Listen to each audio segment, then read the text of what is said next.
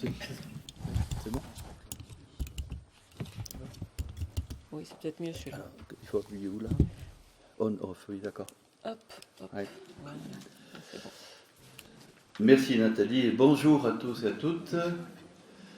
Merci pour les paroles qu'elle a adressées tout à l'heure et pour faire une transition avec un procédé qui existe beaucoup en exégèse.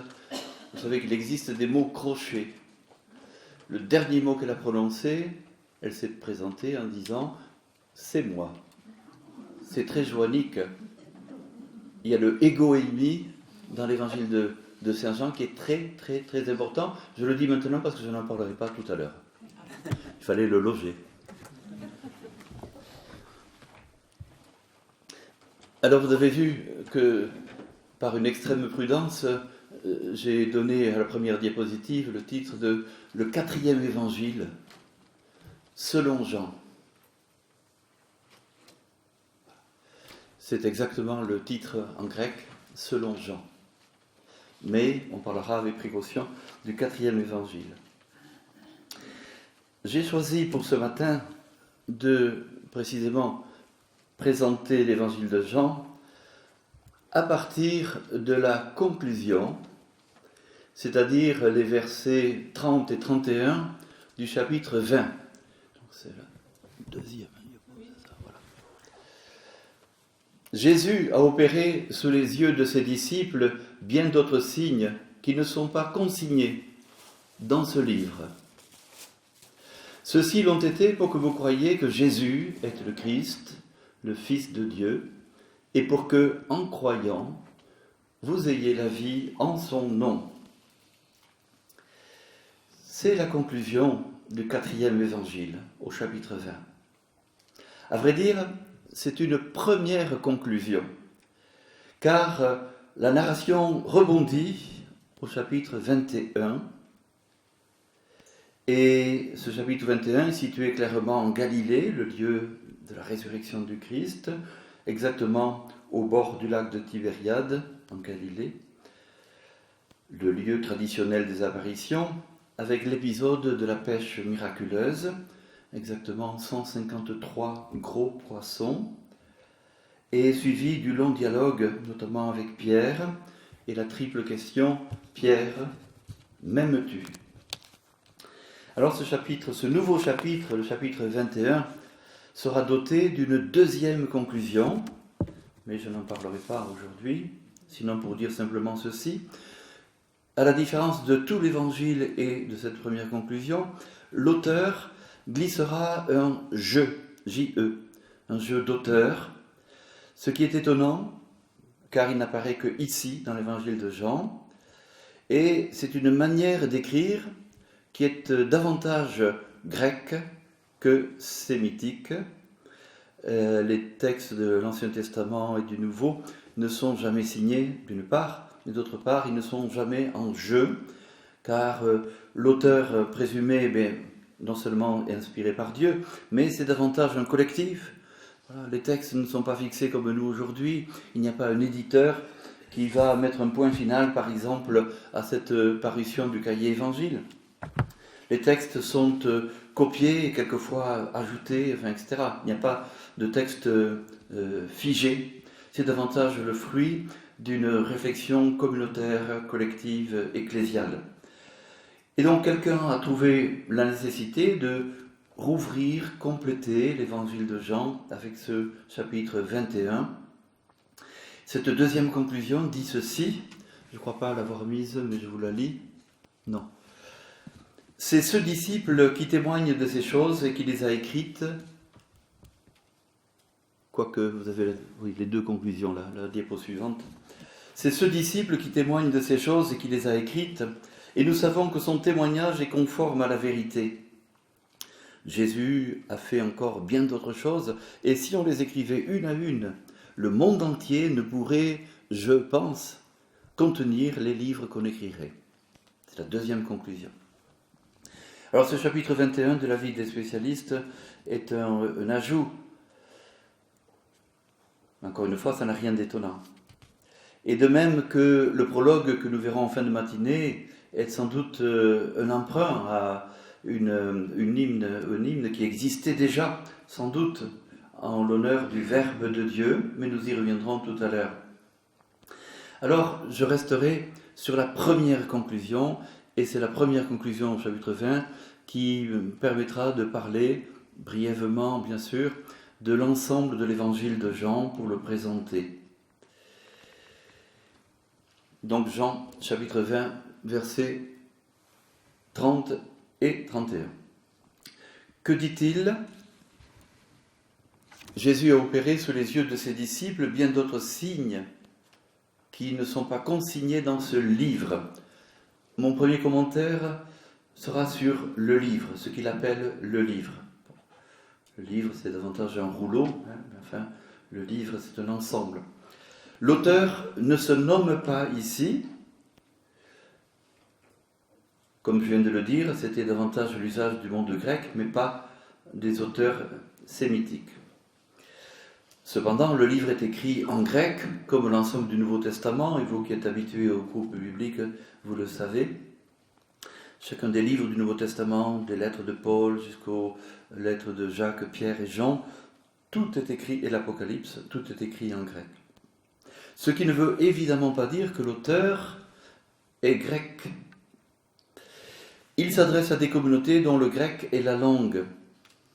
Sa façon d'écrire et de penser est celle de la synagogue. Et quand je dis cela, la synagogue n'est pas seulement un bâtiment, ça vous l'imaginez bien, mais c'est une institution qui n'a pas de centre, mais qui est répandue dans tout le monde méditerranéen, depuis Rome jusqu'à presque l'extrême-orient, en tout cas Babylone.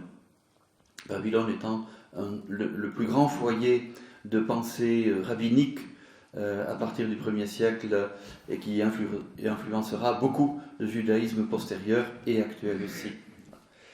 Donc la synagogue est davantage un lieu de prière soumis à diverses influences. On ne prie pas, on ne pense pas, on ne commente pas les textes de la même manière en Alexandrie ou à Rome ou à Corinthe ou bien en Asie mineure. Donc c'est une institution, mais ce n'est pas une institution unifiée. Dans cette institution, on lit tous les sabbats la parole de Dieu. Quelle est la parole de Dieu que l'on lit ? Essentiellement le Pentateuque, qui est sans doute le premier corps inspiré des Écritures, le premier canon juif des Écritures, les 5 premiers livres attribués à Moïse. Et puis, ces livres de la Torah étaient commentés à la lumière d'une deuxième lecture qui était celle des Nevi'im, c'est-à-dire des prophètes. Et le rapport entre l'un et l'autre créait du sens nouveau. Et nous avons beaucoup d'exemples de ce sens nouveau, recueillis par exemple par Paul, qui est un brillant représentant du judaïsme hellénistique, grec, mais inspiré par les traditions de la synagogue. Et vous voyez que déjà, les commentaires vont du Pentateuque aux prophètes et évidemment répondent aux questions d'aujourd'hui. On ne va pas commenter pour il y a 2 siècles. Voilà. On commente pour le 1er siècle, au temps de Jésus. Les chrétiens ont fréquenté les synagogues. Paul est un brillant rabbin, mais Jean est également un excellent représentant du judaïsme palestinien, exilé ensuite en Asie mineure, peut-être même donc à Éphèse, surtout à Éphèse, mais l'Apocalypse a été écrite depuis Patmos, l'île de Patmos, enfin, en tous les cas l'Asie mineure, mais ce n'est pas l'exil qui lui enlève ses racines palestiniennes, et l'univers de pensée est celui du monde sémitique qu'on appelle le monde rabbinique, qui se développera de façon parallèle ou divergente avec le christianisme. Pas aussitôt. On pense plutôt à la fin du 1er siècle. Et même certains disent, mais non, il y a une cohabitation avec les Juifs qui traverse le 2e siècle, et même le 3e. Enfin, ça prendra fin, c'est évident, avec Constantin le Grand en 315. Mais jusque-là, il y avait encore une fréquentation des uns avec les autres. Autrement dit, c'était pour vous dire simplement ceci. le premier christianisme, qui ne s'appelait pas ainsi d'ailleurs, voilà, les adeptes de la voie, c'est-à-dire ceux qui suivaient Jésus le Christ, eh bien, sont pétris et comprennent parfaitement, et le monde de Jean est un très bon représentant de cela, les traditions juives telles qu'elles se véhiculaient dans les synagogues, et non pas l'institution synagogale qui n'est pas unifiée. Donc Jean connaît la langue, les lectures, les traditions du monde juif, et précisément les traditions du milieu palestinien. Donc il écrit pour des Grecs, en grec. Un indice de ce monde grec qui est maintenant le sien. Bon, vous avez remarqué tout à l'heure que la langue de Jean était relativement pauvre. Il y a assez peu de mots de vocabulaire, mais d'une densité réflexive, théologique, incroyable. Peut-être qu'on le verra à la fin, quand on verra un petit bout de texte de la désignation par le Baptiste de Jésus comme étant l'agneau de Dieu. On verra tout ce qui est à l'œuvre là, mais c'est un condensé à travers les mots. Moi j'ai l'habitude de dire que les mots sont des mondes. Les mots sont des mondes. Il ne suffit pas d'avoir un dictionnaire pour savoir ce qu'un mot veut dire. Il faut que le mot soit alimenté par le réseau linguistique dans lequel il est placé, et donc de la réflexion, de la théologie qui le porte. Et pourquoi, au nom de quoi, ce mot aboutit dans ce texte, dans la narration de Jean. Voilà. Les mots sont des mondes.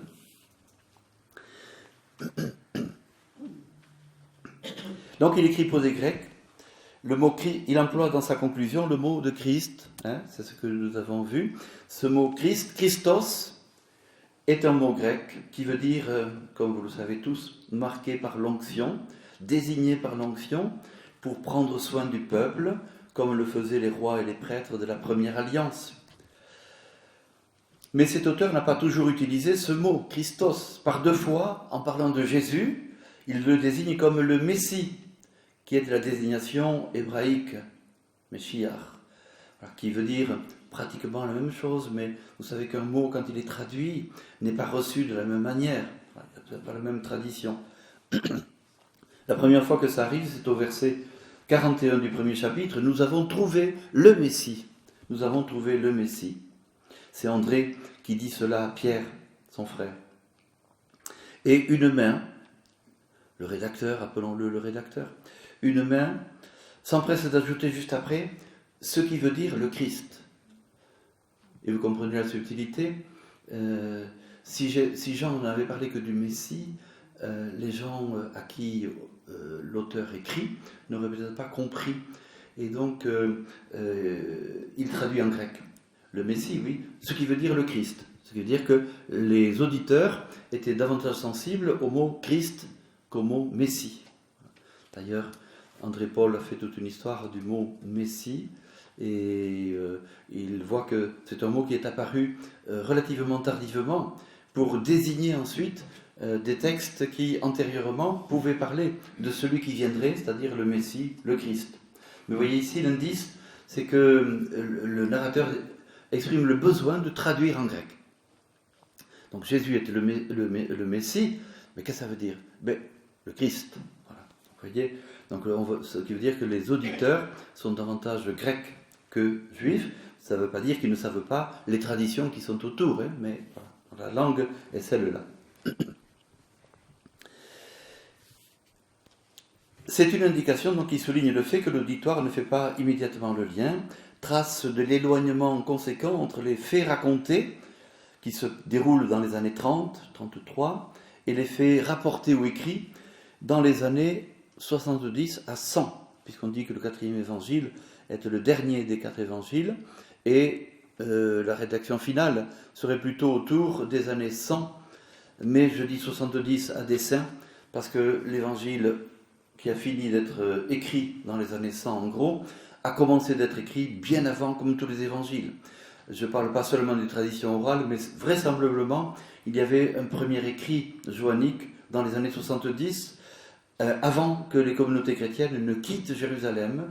En 70, vous savez que c'est la guerre des Juifs contre les Romains, qui a duré de 67 à 73, et beaucoup de Juifs, donc les chrétiens n'existaient pas, ils étaient considérés comme Juifs, ont quitté Jérusalem et sont allés vivre dans d'autres villes. À ce moment-là, il est tout à fait probable que les communautés joanniques soient allées donc en Asie mineure, mettons dans la région d'Éphèse, et c'est là que l'évangile sera achevé. Donc le christianisme a déjà quitté la Palestine, notamment en raison de la guerre des Juifs contre les Romains, qui s'est soldée par la défaite des Juifs, leur expulsion, et donc celle des chrétiens considérés comme appartenant au peuple juif encore à l'époque. Nous commentons le livre dont parle la conclusion. Où est-ce qu'a été écrit ce livre? Je viens d'en parler un petit peu. Les traditions contenues ont été nourries autour de la personne d'un disciple. La tradition dit, ce disciple, mais c'est Jean, frère de Jacques. C'est Irénée de Lyon qui l'affirme au second siècle. Vous savez que Irénée de Lyon vient de l'Asie mineure. C'est le deuxième évêque de Lyon. C'est bien ça? Deuxième évêque de Lyon, qui vient au moment où l'église de Lyon traverse une période difficile. Et on dit qu'il a amené avec lui beaucoup de traditions, beaucoup de manières de vivre chrétiennes qui se pratiquaient en Asie mineure, et que l'on peut retrouver, l'un des avatars de ceci, c'est comment le texte biblique nous a été transmis. Il y a plusieurs familles de textes. L'une des familles, c'est la recension ou le texte occidental, et qui pose beaucoup de problèmes aujourd'hui aux exégètes. On a pensé que c'était un texte tardif, abattardi, en compagnie. Et au contraire, maintenant, c'est un texte qui prend de plus en plus de valeur. Et l'une des chercheurs, exégète à Toulouse, donc dit ceci, que c'est l'un des témoins du Nouveau Testament, et en particulier des évangiles, que Irénée aurait amené dans sa besace, dans ses bagages, à Lyon, pour continuer la tradition de l'Asie mineure. Et Irénée, c'est le disciple de Polycarpe. Polycarpe, c'est le disciple, dit-on, de Jean. Et Jean, c'est le disciple qu'on dit bien-aimé. Enfin, voilà, c'est pas aussi sûr que cela. Mais vous voyez, la tradition, la transmission, serait arrivée à Lyon par Irénée. En tout cas, c'est lui qui clairement désigne le quatrième évangile comme ayant pour auteur Jean. L'évangile ne parle jamais de Jean. Il parle d'un disciple bien-aimé, mais ce disciple bien-aimé n'est jamais nommé. Et peut-être faut-il garder cette imprécision, comme toujours dans le Nouveau Testament, quand par exemple dans Luc 24, ils sont deux disciples, un seul est nommé, Cléophas, et le deuxième ne l'est pas. Et c'est très intéressant de savoir qu'il n'est pas nommé, parce que l'auditeur, ou le lecteur que nous sommes aujourd'hui, peut s'insérer dans ce compagnonnage avec Jésus. Et de même, le disciple bien-aimé, heureusement, il n'a pas de nom. Alors évidemment, les exégètes cherchent à savoir qui c'est. Il y a tout le temps des articles, on donne telle ou telle hypothèse parmi les personnages qui apparaissent dans l'évangile de Jean.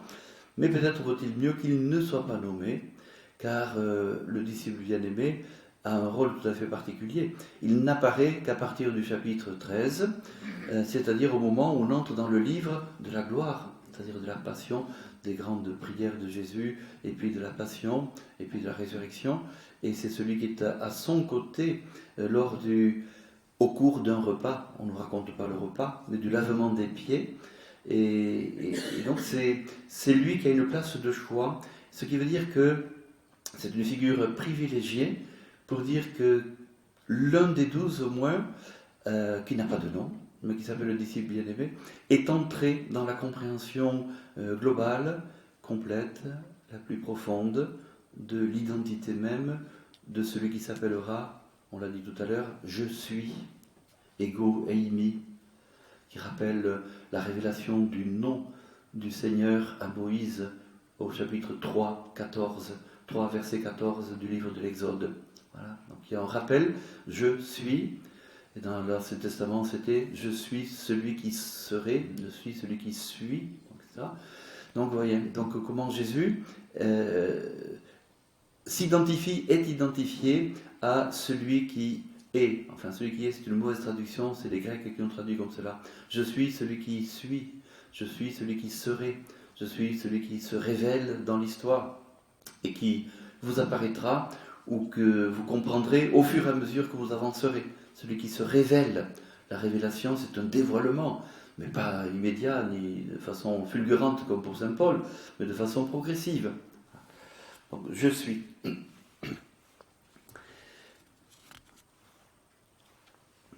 Donc, le disciple bien-aimé n'a pas de nom et il vaut mieux qu'il en soit ainsi. Et toutes ces traditions recueillies par ce disciple, ou bien quelqu'un du cercle proche de Jésus, ont ensuite été mises par écrit pour former un premier évangile, sans doute en Palestine, dans les années 70. La dernière main se situe aux alentours des années 100, un peu plus, un peu moins, sans doute en Asie mineure, où a pris naissance notre écrit attribué à Saint Jean, l'Apocalypse, mais il y a beaucoup de différences entre les deux écrits, révélés aux voyants de Patmos. On attribuera aussi 3 lettres au même auteur de Jean, mais les préoccupations sont quand même quelque peu différentes. Voilà. Comment la tradition, finalement, c'est intéressant comme phénomène ça. Un écrit ne peut pas exister de façon autonome. Une communauté chrétienne ne peut pas exister de façon isolée ou comme un électron libre. Il y a toujours ce désir de se rattacher à un personnage important. Et voilà, donc on assistera à un phénomène pour les Écritures, de pseudonymie, c'est-à-dire, il y a des lettres qui sont attribuées par exemple à Paul, mais dont on sait qu'elles n'ont pas été écrites par Paul. C'est un phénomène de pseudonymie, c'est nous qui donnons ce nom, c'est-à-dire, c'est attribué à Paul, mais ce n'est pas de Paul, c'est ça que ça veut dire. Donc c'est attribué à Jean, mais ce n'est pas nécessairement Jean, le frère de Jacques, fils de Zébédée, etc.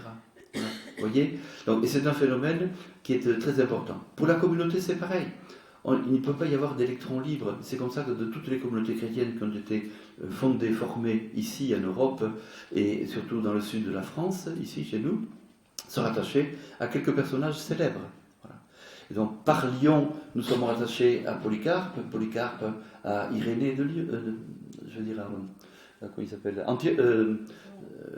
Ignace d'Antioche, et Ignace d'Antioche à Saint-Jean, etc. Donc il y a toujours ce désir de se rattacher à une communauté. Bon, on a gardé cela un petit peu, hein, par exemple dans la nomination des papes, il se raccorde toujours à l'histoire, il ne peut pas y avoir d'électrons libres. Voilà. Donc, les noms sont toujours porteurs d'un sens. Donc se raccrocher à l'école joannique, c'est se situer dans une mouvance. Et tout à l'heure, nous parlions du chapitre 21. Chapitre 21, eh bien, la fonction, c'est pas simplement de rester dans le giron des églises joanniques, qui peut-être auraient fini en étant hérétiques, c'est-à-dire plongés dans ce qui s'appelle, dans une hérésie qui s'appellera au second siècle le gnosticisme, la gnose. La gnose. Les églises joanniques auraient pu finir comme cela, tellement le vocabulaire et le milieu. Voilà. Moi, je crois au contraire que, d'une part, l'évangile de Jean est une bagarre contre ce gnosticisme naissant, voilà, même si le mot de connaissance, d'introduction à une connaissance supérieure peut être aussi présente, et que d'autre part, le chapitre 21 a été écrit pour raccrocher les églises joanniques à la grande église, celle des traditions pétriniennes de Pierre et pauliniennes de Paul. Donc ce chapitre 21, Pierre m'aimes-tu ? Pierre m'aimes-tu ?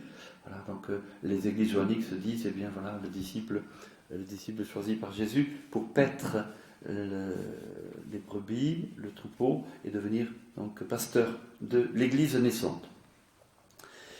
Dernier commentaire sur ce mot livre, donc, qui apparaît dans la conclusion de Saint Jean.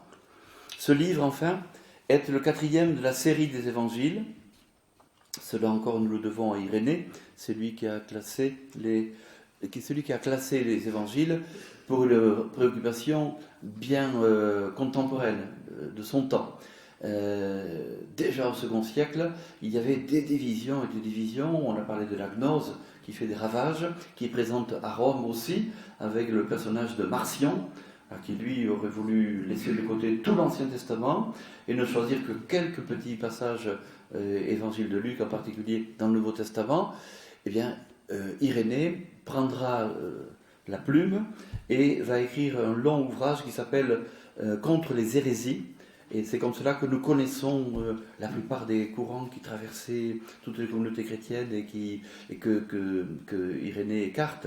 Et donc, écarter, c'est aussi choisir. Et choisir, eh bien, il retient 4 évangiles. Et 4 évangiles, pour ne parler que du nôtre, eh bien, vous avez, je crois, quelque part, ici, à l'intérieur de votre feuillet, la représentation de Saint Jean et de son symbole. C'est Saint Jean avec le symbole de l'aigle. Et donc c'est Irénée qui va fixer ces traditions. Donc on retient 4 évangiles. Il y a plusieurs critères. Mais on leur attribue aussi un symbole qui raccroche finalement à l'ensemble de la Bible, puisque les 4 symboles sont déjà présents dans le livre de Ézéchiel, par exemple. L'Apocalypse les reprendra également. Donc l'aigle figure en bonne place et devient le symbole de Saint Jean. Alors, comme vous le savez, donc Marc reçoit le symbole du lion, l'ange est plutôt le symbole de Matthieu et le taureau celui de Luc. Bon, rapport avec Ézéchiel. Pourquoi l'aigle pour Saint Jean? Mais justement, précisément, ce qui apparaîtra encore plus, c'est à la lecture du prologue où Saint Jean, c'est lui qui va le plus loin dans la découverte et la présentation de l'identité profonde de Jésus. Et pour lui, Jésus est la lumière. La lumière. On le verra, ce mot qui reviendra plusieurs fois dans le prologue. Et même dans tout l'évangile, le mot de lumière. Et on dit que l'une des caractéristiques de l'aigle, c'est de pouvoir avancer vers le soleil les yeux ouverts. C'est-à-dire, il peut regarder le soleil en face, la lumière ne lui fait pas cligner les yeux, paraît-il. Et donc Saint Jean a pu contempler le Verbe de Dieu qui est de la lumière, presque face à face, c'est-à-dire, voilà, donc c'est lui qui a la vue la plus perçante, on pourrait dire, quant à l'identité de Jésus. Voilà pour le dernier commentaire, je crois, sur le mot livre lui-même, employé dans la conclusion que cet auteur nous donne au 4e évangile. Alors, dans ce livre, maintenant, qu'est-ce qu'on y trouve? Donc, c'est le mot suivant, je crois, qui apparaît quelque part à la diapositive suivante, c'est-à-dire les signes. Pourquoi Saint Jean a-t-il écrit ce livre? Et surtout, qu'est-ce qu'on y trouve? Eh bien, d'abord, des signes, et c'est un mot technique très important chez Saint Jean. D'abord, écartons le mot de miracle. Instinctivement, nous parlons des miracles dans l'Évangile. C'est vrai qu'il y a des signes étonnants, mais en tous les cas, pour Saint Jean, il faut garder absolument le mot de signe qui a une valeur tout à fait spécifique. C'est sûr que les signes peuvent paraître étonnants, par exemple l'eau changée en vin, mais les signes ne sont pas des preuves de l'identité de Jésus. Les signes sont toujours en relation avec le Christ lui-même, c'est-à-dire avec la foi. Le signe est là pour interroger et pour provoquer à la foi. Et ce n'est pas tout le monde qui arrivera à la foi. Là, s'il y avait un grand chapitre à lire pas à pas, c'est le chapitre 6, où ça commence avec la grande foule qui bénéficie du signe de la multiplication des pains. Et puis qui se continue par le dialogue avec les Juifs, dialogue musclé. Et Jésus va faire une relecture de l'Ancien Testament, etc. Et à la fin, tous le quittent. Jésus qui pose la question, mais voulez-vous me quitter, vous aussi? À qui irions-nous, Seigneur? Tu as les paroles de la vie éternelle. Donc, autrement dit, si au début tous ont bénéficié du signe, la grande foule, bien, il y a un écrémage qui se fait et qu'à la fin, il ne reste que le cercle des disciples et encore. Le rédacteur prend soin de nous dire que parmi ces disciples qui restent, l'un, donc pour parler de Judas et de celui qui allait le trahir, donc était présent. Donc voilà, donc il y aurait un de moins encore. Vous voyez, donc ça donne bien l'indication du signe. Le signe, ce n'est pas un miracle évident, etc. Voilà. Et mais c'est une marque, un événement qui se produit en vue de la foi. En vue de la foi. N'oubliez jamais cela, on va le revoir dans la conclusion tout à l'heure aussi, puisque cet évangile a été écrit afin que vous croyiez, afin que vous ayez la foi. Donc les signes. L'auteur a voulu montrer les signes qui introduisent à la foi en Jésus. Tous, nous dit-il, cet auteur, tous n'ont pas été retenus. Le dernier emploi de ce mot se trouve au chapitre 12, et puis maintenant au chapitre 20, mais là c'est un rappel, c'est une conclusion, et la conclusion reprend les mots essentiels de ce qu'il aura développé auparavant. Jusqu'au chapitre 12, le mot lui-même, si on fait la somme, revient 16 fois. Ça paraît très important. Le mot signe apparaît 16 fois, mais il faut ensuite sélectionner. Et de fait, Jean va retenir ou exposer ou raconter 7 signes. 7. Quels sont-ils, les signes que Jésus raconte? Ça, je ne vous l'ai pas mis dans la diapositive, je ne crois pas. Non, je vais vous le dire. Le premier signe qu'il rapporte, c'est Cana, au chapitre 2. Puis, la guérison du fils d'un fonctionnaire royal, au chapitre 4. La guérison d'un paralysé, au chapitre 5, et ça se passe à la piscine de Bethesda, on y reviendra tout à l'heure. Le signe suivant, c'est la multiplication des pains, au chapitre 6, on vient d'en parler. Au même chapitre, il y a la marche sur les eaux. La marche sur les eaux. Et enfin, il y a la guérison d'un aveugle-né, l'avant-dernier signe, la guérison d'un aveugle-né au chapitre 9, et la résurrection de Lazare au chapitre 11. Donc il y a 7 récits de ce que l'Évangile appelle le séméion, c'est-à-dire le signe, des signes.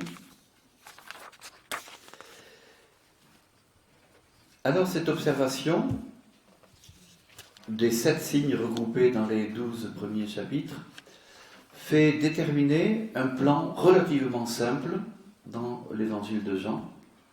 Après le prologue qui sert de grande introduction, premier chapitre, versets 1 à 18, il y a le livre des signes, et même on vient de dire le livre des 7 signes, chapitre 2 à 12, et le livre de l'heure, avec un grand H, des chapitres 13 à 20.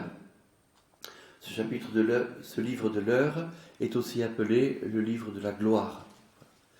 Mais je préfère garder le livre de l'heure parce qu'il y a tout un jeu dans les paroles de Jésus. Donc jusqu'au chapitre 12, ce n'est pas l'heure. Et l'heure, pour le moment, c'est une heure dans le chronos, dans la chronologie, etc. Mais quand on arrive au chapitre 13, nous entrons dans le livre de l'heure, et là nous pouvons l'écrire avec un H majuscule, parce que c'est le moment de la révélation, qui se traduit en grec par apocalypse. Jean, l'apocalypticien, traduira ou choisira ce mot pour désigner son livre, l'Apocalypse. Voilà. Donc c'est le dévoilement, c'est la révélation du mystère du Christ. Alors, c'est raconté en 7 chapitres, 8 chapitres. Mais pour Saint Jean, c'est le moment unique de l'élévation sur la croix, ou de la gloire de Jésus en croix. Jésus élevé sur la croix, pour Saint Jean, c'est Jésus ressuscité, c'est Jésus en Dieu. Alors, c'est une annonce fulgurante, mais Jean est un sémitique, alors il y aura 8 chapitres pour nous raconter tout cela, et puis la pensée de Jean est une pensée cyclique, c'est pas une pensée bien exposée comme Luc, par exemple, qui est un bon helléniste, un bon grec, un bon littéraire formé par le monde grec, mais Jean est un sémite, et voilà, la pensée est davantage cyclique, mais ce qu'il désigne toujours, c'est le moment du salut, Jésus. élevé sur la croix. Tout se passe à ce moment-là. Et ce moment-là, ce n'est pas n'importe quel moment, c'est au moment où les brebis sur le temple sont égorgées pour le sacrifice de la Pâque juive. Mais une nouvelle Pâque est en train de se dérouler. En rendant l'Esprit, Jésus sauve le monde, Jésus est la lumière du monde, Jésus entre dans la gloire, etc. etc. Voilà. Et donc, tout cela sera développé de X et X manières, mais le moment unique. Donc, le moment de l'heure qu'il faudrait écrire à partir de ce moment-là avec un grand H. C'est le moment. Et du coup, ce n'est plus le chronos, ce n'est plus la chronologie, mais c'est le... Voilà.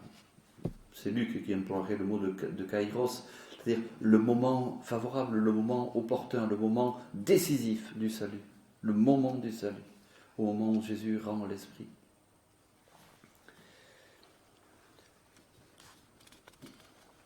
Donc, le plan de l'évangile de Jean, pour ne pas entrer dans une grande complexité, peut être celui-là. Une introduction, le livre des signes, le livre de l'heure, et puis une première conclusion au chapitre 20, et un deuxième chapitre et une autre conclusion au chapitre 21. Voilà, ça vous donne un peu une structure de cet évangile. C'est bien d'avoir des grands moments comme ça dans la tête, comme ça, on sait où on se retrouve. Si on est à Cana, on est encore dans le livre des signes. Mais si on est par exemple dans la prière sacerdotale de Jésus, c'est le livre de l'heure par exemple. Voilà. C'est bien d'avoir des grands repères comme cela. Alors, ces 7 signes ont en quelque sorte été sélectionnés. Bon, parce qu'ils sont porteurs de sens. Déjà, il faut noter qu'ils sont au nombre de 7. Et 7, c'est un code sémitique. 7, c'est le chiffre sacré de la tradition hébraïque tout entière. Le monde a été créé en 7 jours. Et Saint Jean reprend beaucoup ce chiffre de 7. Il y a 7 signes, mais il y a également une semaine inaugurale de préparation à la vie publique de Jésus en Saint Jean et un décompte de ces journées qui est ponctué par l'indice de temps, le lendemain, le lendemain, le lendemain, le lendemain, etc. Et voilà, si on regarde de près, il y a une semaine inaugurale. Donc 7 jours qui ne sont pas sans rappeler les 7 jours de la création. Cette première création qui aboutit au repos dans le Seigneur ou du Seigneur au 7e jour. Mais cette première création qui est non accomplie, inaboutie. Et déjà au chapitre 2 de la Genèse, ça se passera mal, chapitre 2 et 3. Et donc une humanité qui ne s'en sort pas par elle-même, qui ne peut pas s'en sortir, enfin, qui ne peut pas, au sens anthropologique du terme, s'en sortir par elle-même. Et donc Jésus vient renouveler cette création, refaire la création, parfaire la création, voyez. Donc les 7 jours sont là pour rappeler la première création. Tout à l'heure on verra le premier mot, au commencement. Ça rappelle Genèse 1, au commencement. Voilà. Donc Jean, comme beaucoup d'autres d'ailleurs dans le Nouveau Testament, mais ont en perspective cette première semaine de la création, et Jésus vient parfaire cette création. Et les 7 signes seront des signes choisis par lui pour montrer comment cette humanité blessée est régénérée. Alors, on avance un petit peu. Qu'est-ce que nous avons ensuite ?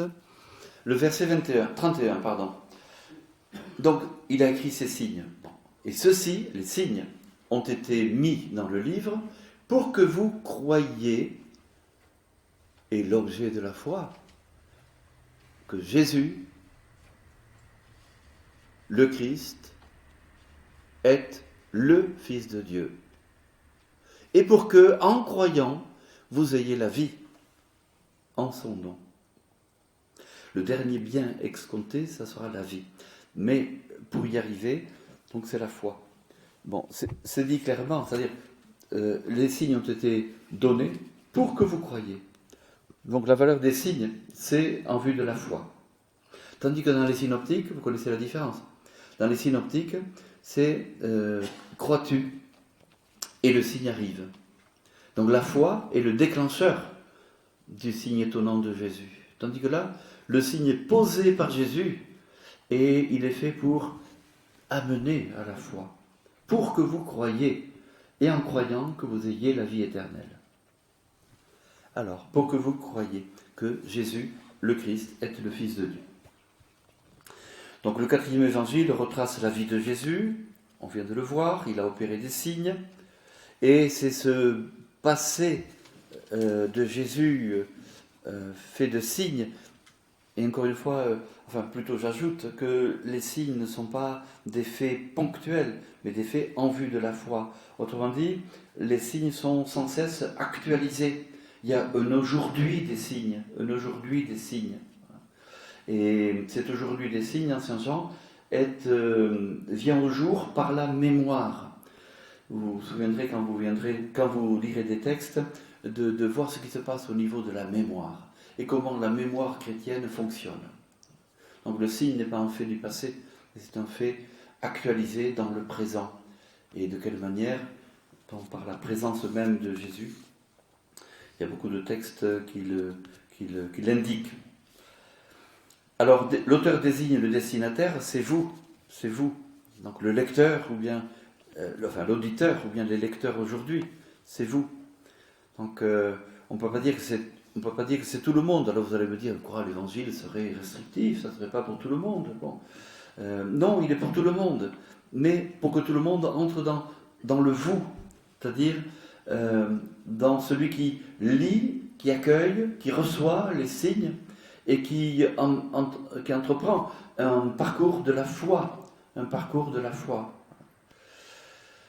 Si je faisais une parenthèse, je dirais une parenthèse pastorale, je dirais que c'est le contraire de ce que l'on fait aujourd'hui. Enfin, c'est pas qu'on veuille le faire, c'est une réalité. Nous sommes très forts pour préparer un sacrement, que ce soit le mariage, ou la confirmation, ou le baptême. Très bien, mais une fois que le sacrement est passé, eh bien, les oiseaux s'envolent, on ne voit plus personne.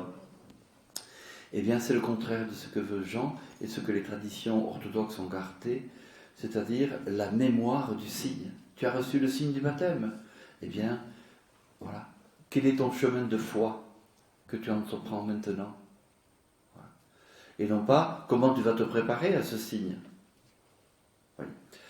Bon, c'est un grand mystère pour nous aujourd'hui, une grande croix, une grande interrogation en tous les cas, et nous ne savons pas, malgré tous nos efforts, comment faire. Mais enfin, si vous avez la recette, donnez-la moi. Hein. Voilà. Alors, c'est ce que les anciens, les grands pédagogues de la foi, catéchètes, ont appelé la mystagogie. Hein, c'est-à-dire comment on entre dans le mystère, comment on entre dans le signe, comment on entre dans la signification du signe posé par Jésus, et donc dans la foi qui, comme l'aigle de Saint Jean, peut avancer vers la lumière du Christ sans être aveuglé. Vous voyez un peu la démarche? Pas évident, vous allez me dire. Hein, voilà. Alors, ce destinataire, c'est vous.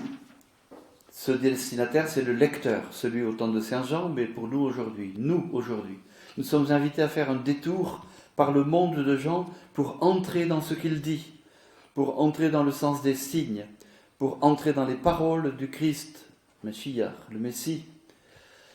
Il emploie forcément des mots qui sont beaucoup plus que des mots, je l'ai dit tout à l'heure, beaucoup plus que des mots. Chaque mot est un monde, et ceci nous apparaît car nous nous risquons à lire Saint Jean, à scruter chacun des épisodes, délimiter au mieux, formant des unités de sens. Cela, c'est pour nous, pour tous les groupes de lecture que nous mettons en place, ou bien pour les pasteurs que nous sommes, les catéchètes que nous voulons être.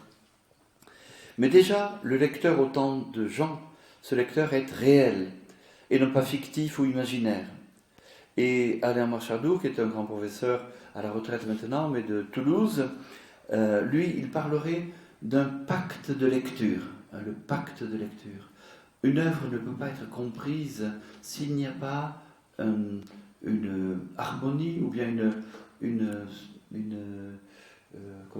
sympathie, mais plus encore des clés de lecture qui permettent au lecteur d'adhérer et d'entrer dans le monde de l'écrivain, qui lui code et transmet un message à travers ce qu'il écrit. Un pacte de lecture. Si on est absolument étranger au monde de Jean, eh bien, on n'y entrera pas, on ne va pas l'aimer non plus.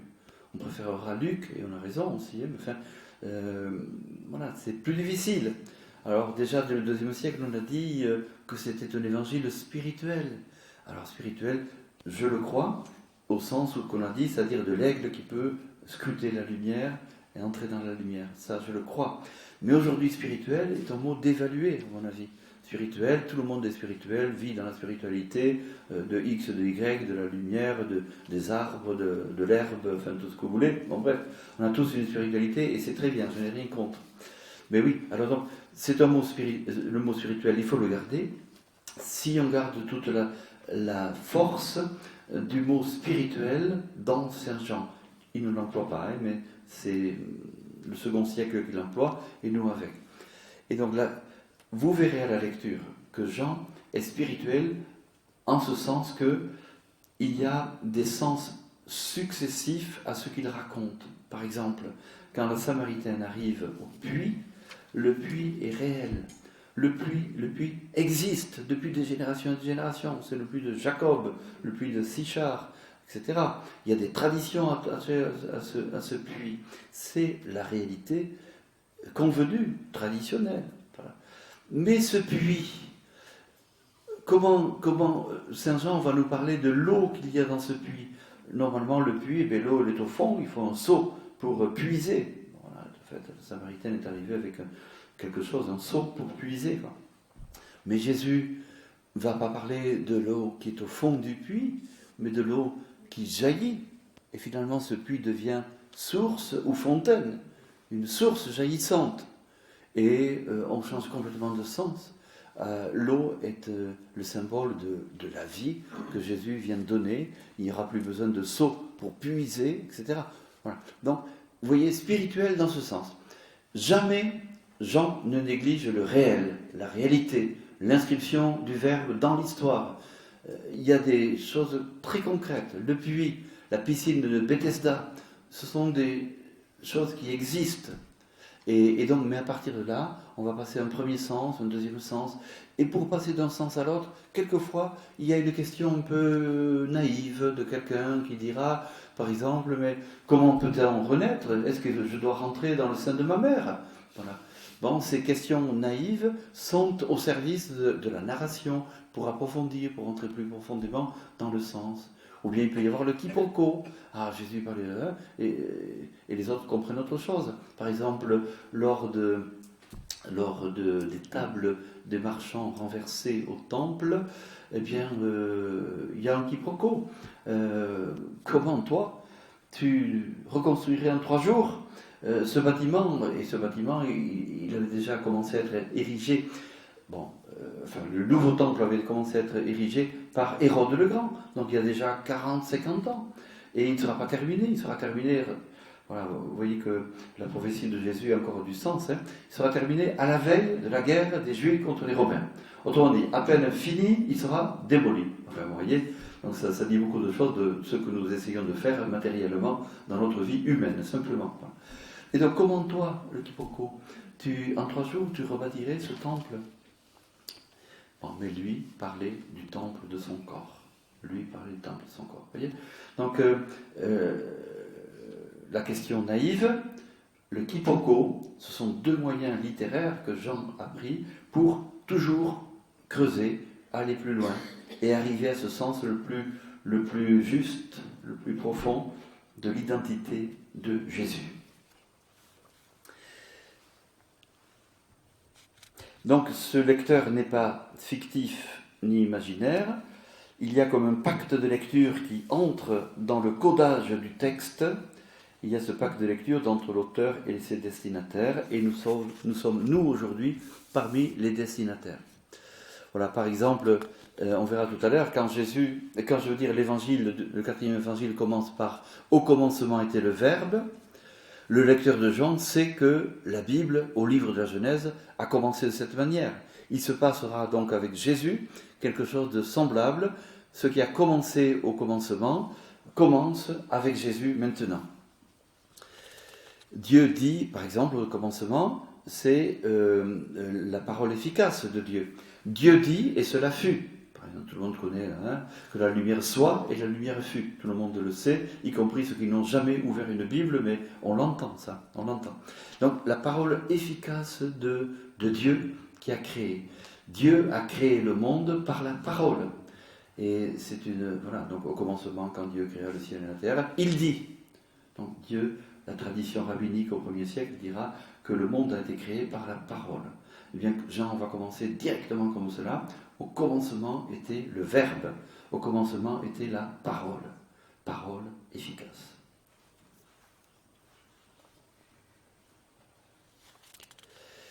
Jésus, le Verbe, tourné vers Dieu, Dieu lui-même.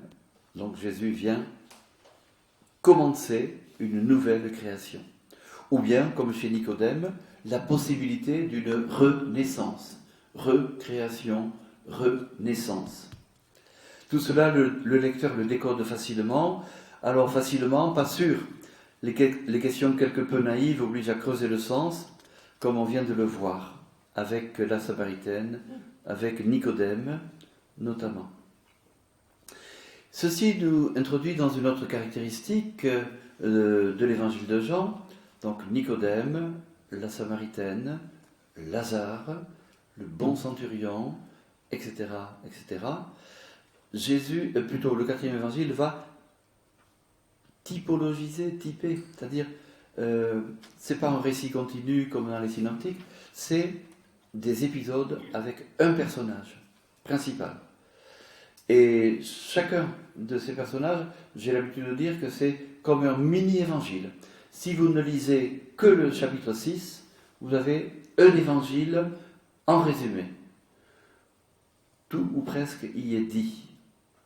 Et de même avec Nicodème, et de même avec Lazare, et de même avec la Samaritaine. Vous voyez, voilà une caractéristique de Saint Jean, des personnes, des personnages, et chacun de ces récits est comme un mini-évangile.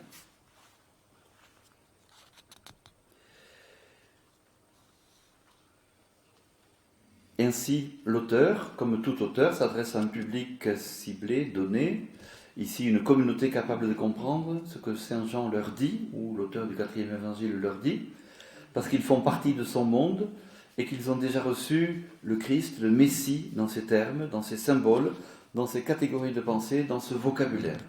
Il y a comme une communion d'esprit, le pacte de lecture, dit Marchadour.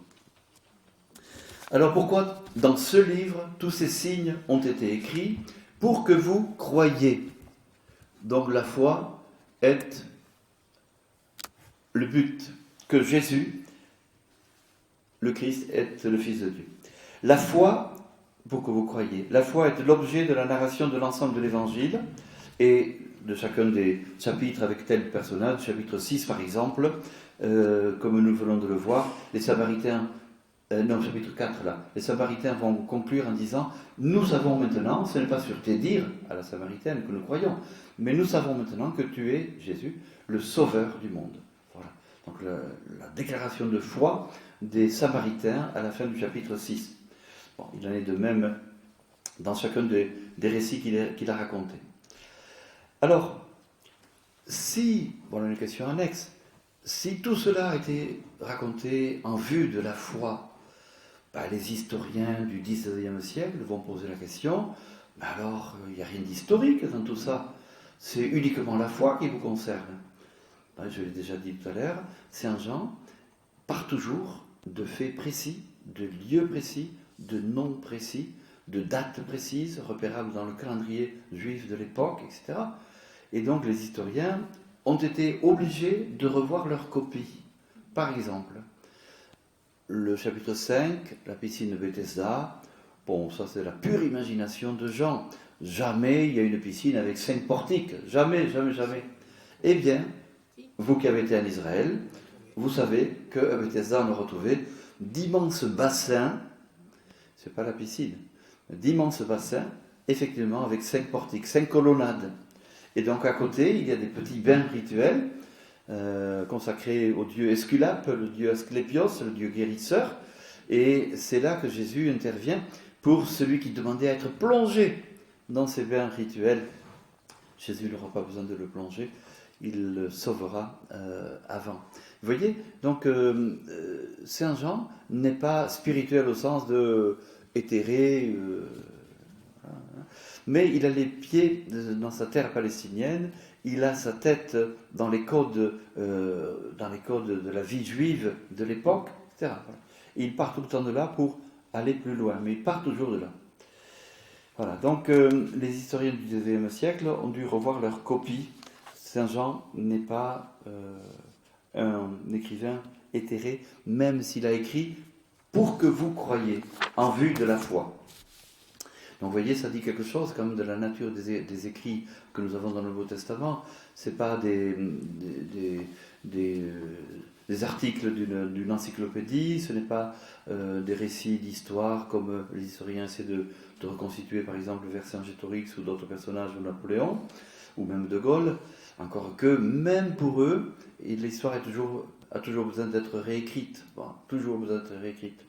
Alors, c'est intéressant d'ailleurs parce que cette année, c'est le moment de la relecture, de la réécriture de tout ce qui s'est passé en Algérie, avec le rapport Nora, mais maintenant une commission d'historiens de là-bas et d'ici qui pourront avoir accès à quelques sources communes, peut-être de réécrire l'histoire. Enfin, vous voyez, l'histoire n'est pas unique, l'histoire n'est pas, même si ça se veut scientifique, n'est pas précipitée, intangible, sûr et certain, compagnie. Non, l'histoire, c'est toujours, elle se fait, et c'est toujours des hommes, même s'ils sont scientifiques, qui se mettent autour de la lecture. Donc, vous voyez, donc, déjà pour cela, ce sont des faits appartenant à l'histoire. Mais à plus forte raison... Excuse-moi de te couper, tu regardes l'heure ?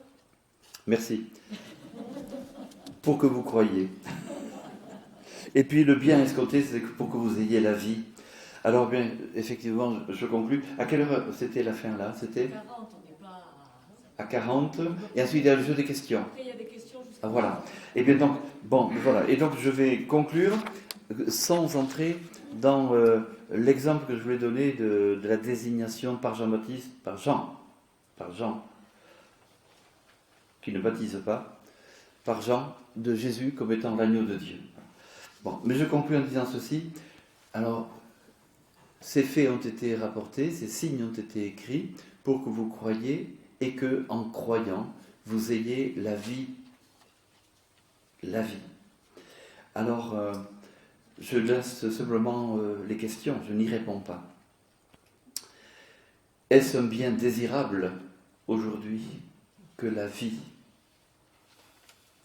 Et de quelle vie l'apôtre rend compte s'agissant de Jésus? De quelle qualité de vie? De quelle qualité de vie? Et vous savez que beaucoup de choses se cherchent aujourd'hui sur la vie.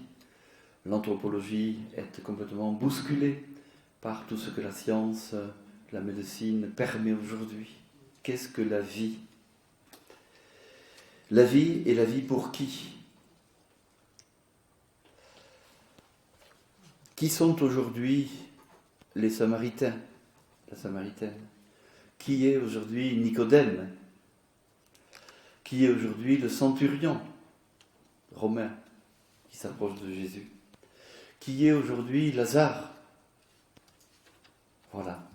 Donc, autrement dit, quels sont les lieux de vie que Jésus vient rencontrer et dans lesquels il vient évoluer, la vie réelle, mais la vie aussi que l'on interroge, la vie que l'on scrute avec les Écritures et l'Évangile de Saint Jean en particulier, et puis la vie que Jésus a déjà appelée la vie éternelle, non pas en pensant à ce qui se passe après la mort, mais la vie éternelle qui a un goût d'éternité dès l'aujourd'hui de la rencontre avec le Christ.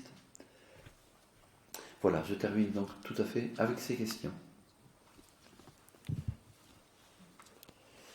Je vous propose de prendre un petit temps de silence pour laisser infuser en soi ce qu'on a entendu.